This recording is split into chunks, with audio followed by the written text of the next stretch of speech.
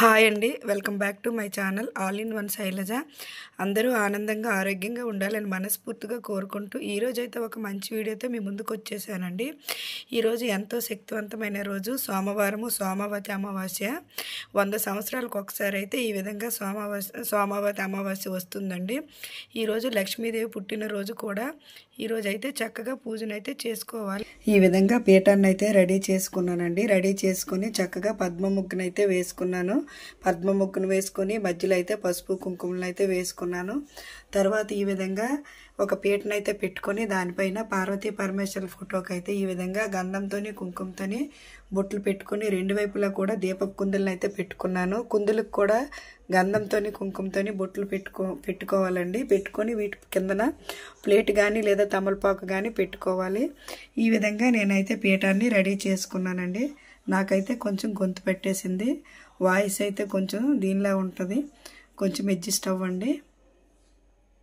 ఈ విధంగా పార్వతీ పరమేశ్వర ఫోటోకి అయితే చక్కగా మందార పువ్వులతో అలంకరించుకున్నానండి. నా దగ్గర ఎర్రని మందారాలు ఈ విధంగా తెచ్చుకొని చక్కగా మాలను అయితే రెడీ చేసుకున్నాను. తర్వాత నా దగ్గర ఆదియోగి స్టాట్యూ ఉంది.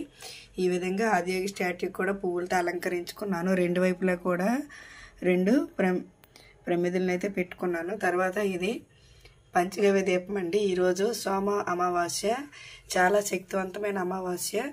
ఈరోజే లక్ష్మీదేవి పుట్టిన రోజు కూడాను. లక్ష్మీదేవి ఈరోజే పుట్టిందటండి. ఈరోజు చక్కగా పార్వతీ పరమేశ్వరులకి చక్కగా పూజ చేసుకుంటే చాలా మంచిది. ఈ విధంగా పంచగవ్య దీపాన్ని పెట్టుకొని పూజ చేసుకుంటే ఇంకా మంచిది.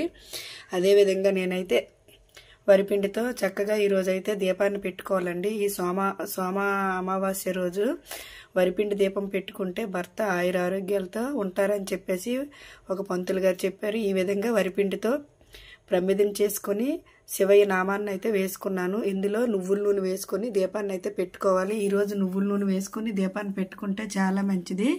ఈరోజు ప్రత్యేకంగా వరిపిండితో చేసిన దీపాన్ని అయితే పెట్టుకోవాలి. అదేవిధంగా నేనైతే తాంబూలాన్ని కూడా పెట్టుకున్నానండి. 2 ఆకులు, ఒక చెక్క, అరటిపళ్ళు, ఒక పువ్వు పెట్టుకున్నాను. తర్వాత ఈరోజు కొబ్బరికాయ దీపాన్ని కూడా పెట్టుకుంటే చాలా మంచిది. ఈ విధంగా కొబ్బరికాయను కొట్టుకొని ముందు భాగాన్ని అయితే దీపానికి ఉపయోగించాలి. కొబ్బరికాయ దీపాన్ని ఏ విధంగా పెట్టుకోవాలో నేనైతే చెప్తాను. మీరు కూడా అదే విధంగా దీపాన్ని అయితే ఈరోజు పెట్టుకోండి. ఈరోజు ఉదయం కానీ సాయంకాలం కానీ మీరైతే ఈ విధంగా దీపాలను అయితే పెట్టుకోవచ్చు. ఈ సోమావతి అమావాస్య రోజు లక్ష్మీ అమ్మవారు పుట్టారు కాబట్టి చక్కగా లక్ష్మీ అమ్మవారికి కూడా పూజ చేసుకుంటే చాలా మంచిది. లేదా అనుకుంటే ఈ విధంగా పార్వతీ పరమేశ్వరులకు పూజ చేసుకుంటే చాలా మంచిదండి. ఈ విధంగా కంచు లేదా ఇత్తడి ప్లేట్ని తీసుకొని గంధంతోని కుంకుమతోని బొట్టులను అయితే ఈ విధంగా పెట్టుకోవాలండి. పెట్టుకున్న తర్వాత ఇందులో అయితే బియ్యాన్ని అయితే వేసుకోవాలి. బియ్యం వేసుకొని ఈ విధంగా చిన్న హోల్ చేసుకొని ఇందులో ఏమి చెత్త చెదారం లేకుండా చూసుకోవాలి. తర్వాత మనం కొట్టుకున్న కొబ్బరికాయకి అయితే ఈ విధంగా చక్కగా గంధంతోని కుంకుమతోని బొట్లు పెట్టుకొని ఇందులో పట్టే విధంగా పెట్టుకోవాలి. పువ్వులతో అలంకరించుకొని ఇందులో నువ్వుల నూనె వేసుకొని 3 ఒత్తులను ఒక ఒత్తిగా చేసుకొని ఈ విధంగా పెట్టుకొని దీపాలను అయితే వెలిగించుకోవాలి. అగరవత్తులతో దీపాలను అయితే వెలిగించుకోవాలండి. ఎప్పుడు కూడా అగరవత్తితో కానీ ఏకహారతితో కానీ దీపాలను అయితే వెలిగించుకోవాలి. అగ్గిపెట్టెతో ఎప్పుడు కూడా దీపాలను అయితే వెలిగించుకోకూడదు.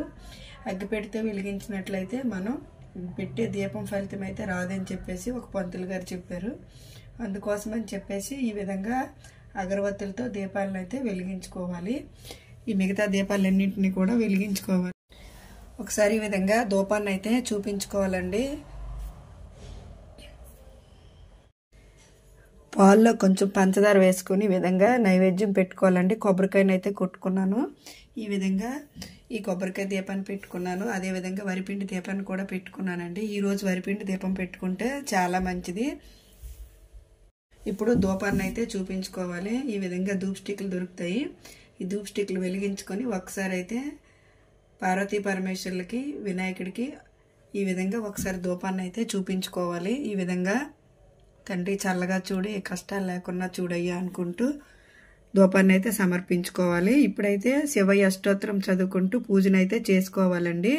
శివాష్టోత్తర శతనామావళి చదువుకుంటూ పూజనైతే చేసుకోవాలండి. నాకైతే కొంచెం గొంతు పెట్టేసింది, దానివల్ల వాయిస్ అయితే సరిగా రావట్లేదు. కొంచెం అర్థం చేసుకుంటారని అనుకుంటున్నాను. అమావాస్య రోజు నేనైతే పార్వతీ పరమేశ్వరుల పూజ ఈ విధంగా చేసుకున్నాను. మీరు కూడా ఈ విధంగా చేసుకోండి. మీ దగ్గర ఏ పువ్వులు ఉంటే ఆ పువ్వులతో చక్కగా పూజనైతే చేసుకోండి. కానీ ఖచ్చితంగా ఈరోజు అయితే వరిపిండితో దీపాన్ని అయితే పెట్టండి. పంచగాయ దీపం మనము వెలిగించినట్లయితే మన ఇంట్లో హోమం చేసిన ఫలితం అయితే వస్తుంది. ఈ విధంగా పాలను అయితే నైవేద్యంగా పెట్టుకున్నాను. ఈ దీపాలు కొండ ఎక్కిన తర్వాత పాలను మనం తీసుకొని తాగేయాలండి. ఈ విధంగా పూజనైతే చేసుకోండి. పార్వతీ పరమేశ్వరుల కృపకు పాత్రలు కండి. ఈరోజు చాలా మంచిదండి. ఉదయం అవ్వకపోతే సాయంకాలమైనా ఈ పూజనైతే చేసుకోండి. మీకు ఈ వీడియో కనుక నచ్చినట్లయితే లైక్ చేయండి, షేర్ చేయండి, సబ్స్క్రైబ్ చేయండి, పక్కనే ఉన్న బెల్ ఐకాన్ని ప్రెస్ చేయండి. అలా చేసినట్లయితే నేను పెట్టే ప్రతి వీడియో నోటిఫికేషన్ కూడా మీకు వస్తుందండి. థ్యాంక్ యూ ఫ్రెండ్స్, వాచ్ చేసినందుకు థ్యాంక్ యూ వెరీ మచ్.